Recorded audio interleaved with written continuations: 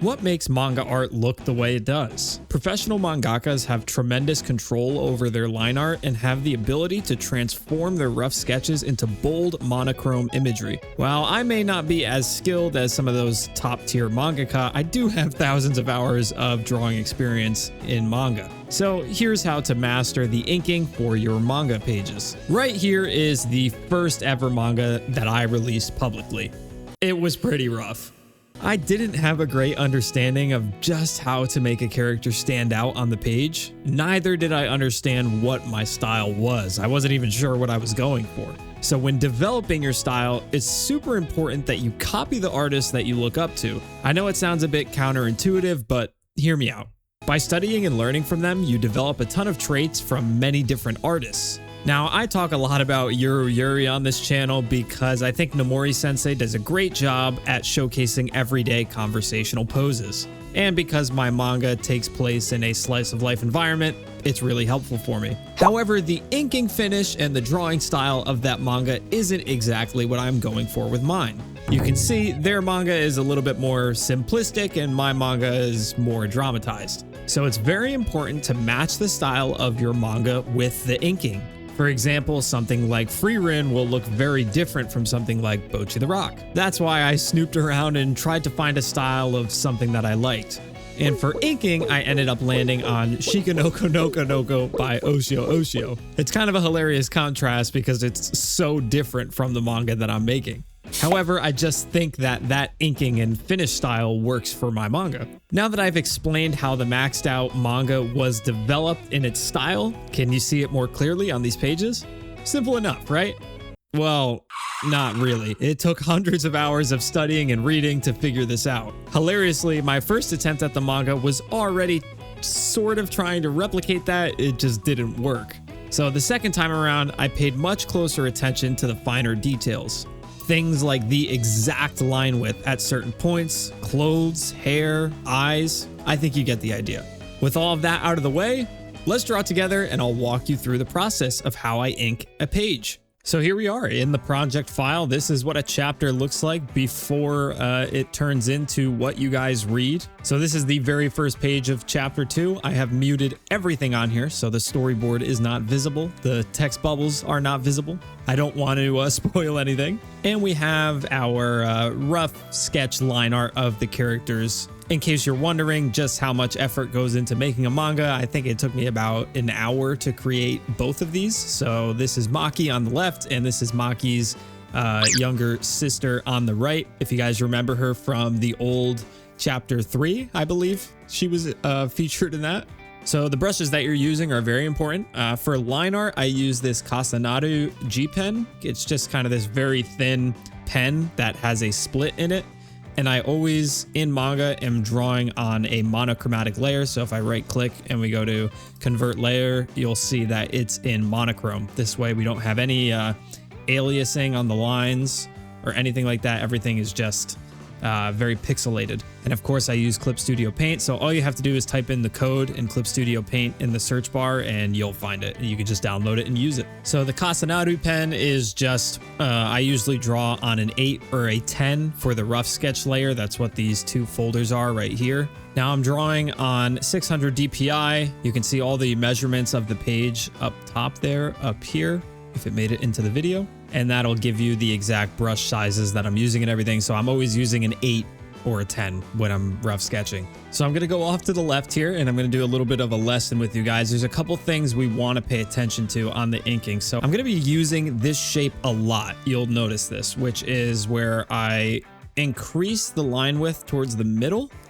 and then shrink it back down towards the end, and then fill it all in. And then what I'll do is take a vector eraser. Vector just means there's no aliasing, and I'll like cut a slit in it, which by the way, Maxed Out Chapter 1 is available in both English and Japanese. So if you're Japanese watching this and reading the subtitles right now, you can also read the manga as well. I don't think I've ever shown this. It's super easy to read the manga. Just go to my channel and then click on this link right here, and all of the versions in all of their languages are available right here. Everything is just available right here.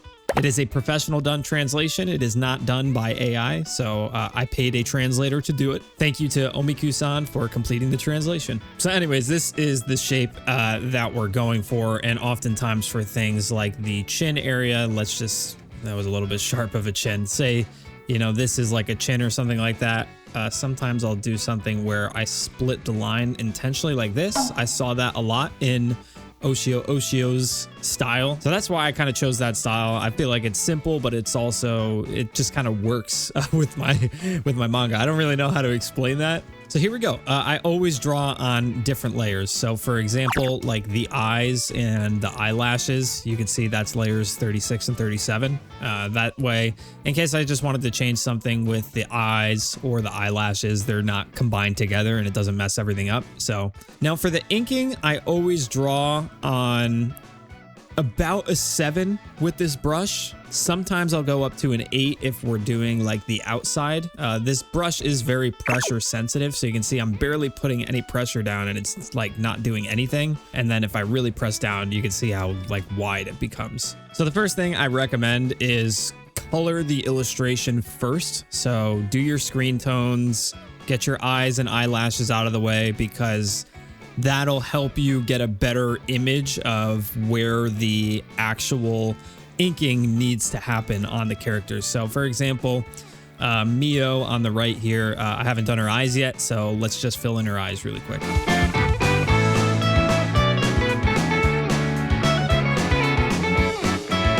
So now that we have that, let's cover this jacket that Mio's wearing. I referenced this off of the Uniqlo website. It's some sort of denim jacket. So in order to apply a screen tone to this, I'm going to go to my favorites. But if you don't know where to find these, you go to, I believe it is in monochromatic patterns. Yeah, so you go to window and then you go to material, and you just click whatever shows up here and it'll open the material window. And then on the left here is where you find all of this stuff. And so it's in these monochromatic patterns. I favorited the ones that I liked a long time ago because I didn't know that once you enable the layer properties tab, you can just like create a tone layer.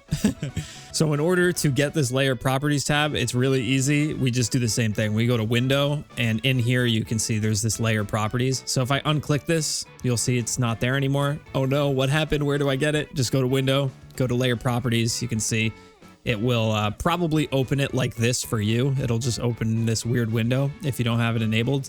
And then all you have to do is just drag it onto one of your UI spaces. Anyways, you know, to add the tones, just go to the selection pen and just highlight an area that you want to add your screen tones. So I'm gonna make a little circle there. And like I said, you can always change this later on. So I'm just gonna use a 7540. It's quite dark and I think it might be too dark, but we're just gonna use it anyways. And just use the fill bucket tool to add the tone in.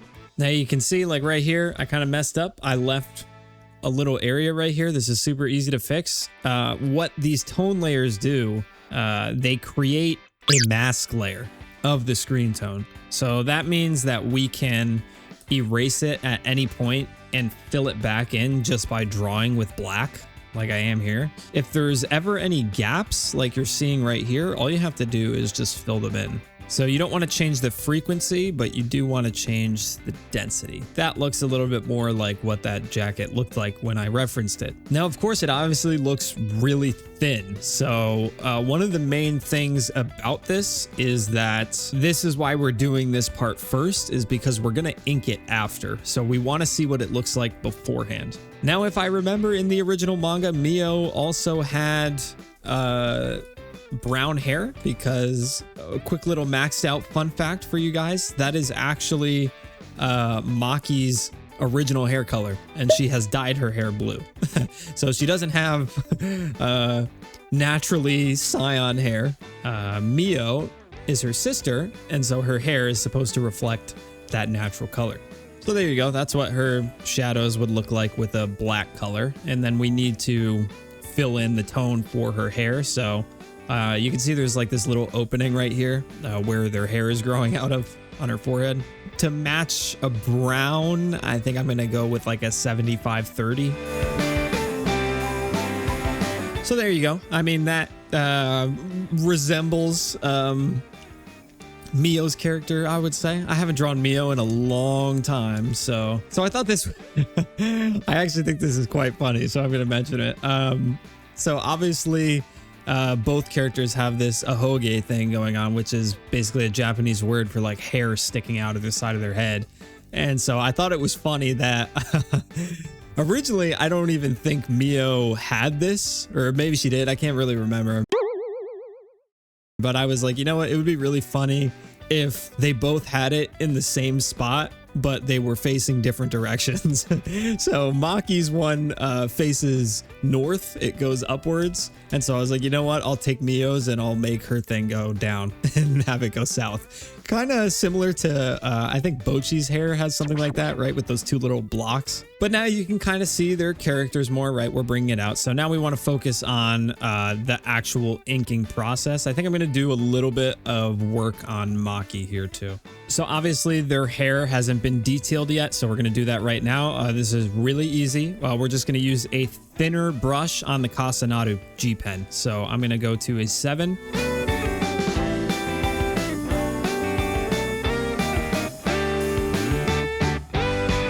So it was just a few lines, but as you can see, it totally changes the way the character looks. And once we ink her completely, it's going to look totally different. So it's quite cool to see it in real time.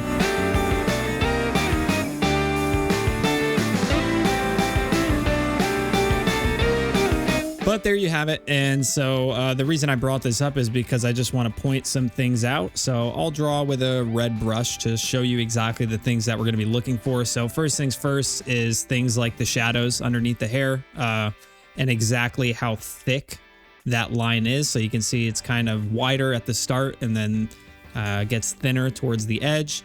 This artist also does a lot of this double line technique as well, where they draw 2 lines kind of like that. Of course, paying attention to things like the outside perimeter, how wide that is, where the hair overlaps, the extra strands, how they do the eyelashes. They use a little bit of different blush techniques. I do the blush a little bit differently, as you can see. This is also a more zoomed in panel, so there's a little bit more detail. The shadow underneath the neck. You can see exactly what I was talking about with how the chin and cheek area gets thicker and thinner at certain points, and stuff like how the hands are drawn. We can all use this to study and see exactly how we want to do it. Now, I probably won't be looking at that too much because I've already done hundreds of hours of studying this, so I have a general idea of what Maki is going to look like once I finish this whole thing. So we'll create a new layer, and now that you've seen the things that I'm looking for, we'll get to work.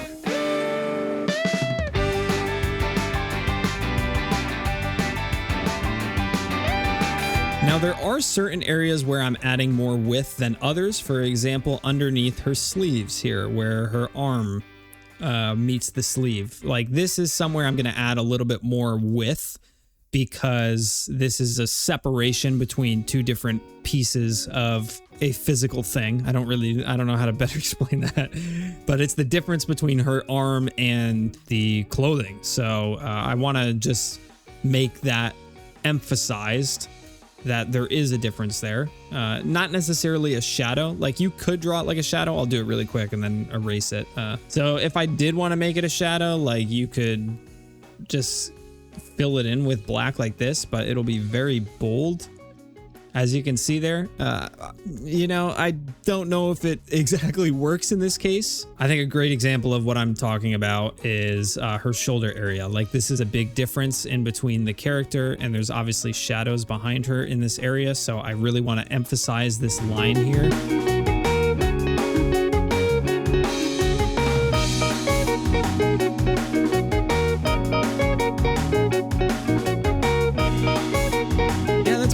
And now we just need to do the shadows underneath her hair, which I always do the same. I just go to a 10 on this, and this, you don't want to fill it in like entirely if you're trying to do the style that I'm doing. You just want to scratch in lines. If you do fill it in entirely, you get this really bold G pen look. Now, some mangaka also use Screentones for this area. You can do whatever you wish. I like to just use lines. That's just my preferred method of it. Again, you don't have to do anything that I'm saying here. You can do it in whatever style you want. Just wanted to showcase the principles of how these characters are put together.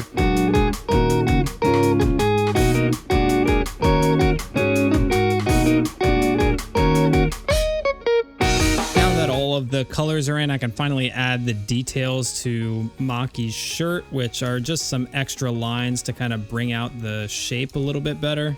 So all you have to be thinking about is exactly how a shirt flows on your body. Like I'm looking at my shirt right now and gravity is just pulling it downwards. So that's all of these lines. That's what they're doing. It's just to showcase that the shirt is being pulled downwards. And it meets at certain points, like for example, her chest area would be poking out the shirt a little bit. So it's gonna kind of have this shape to it where it's being pushed outward. And the same can be said for Mio's jacket here. I'm just gonna add a couple more lines in there. I need to do Maki's eyes as well, so we'll do that quickly.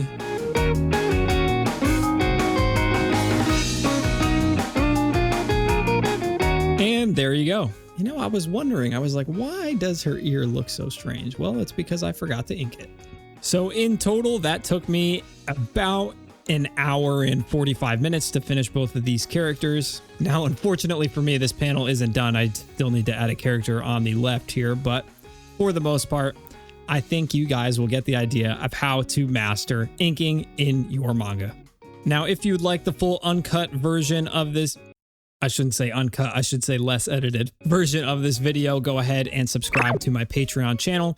It's just one tier at $5 a month, and anytime I do something with the music or illustration, manga, anything related to that, I always post it on Patreon and usually leave it much longer for people who are wanting to learn something more in depth. This version was a condensed video specifically made for YouTube, so thank you so much for supporting my channel. All of my links are available by clicking the link tree in the description. Maxed Out Chapter 1 is available in both English and Japanese. And with that, this episode has concluded, and I'll catch you guys in the next one.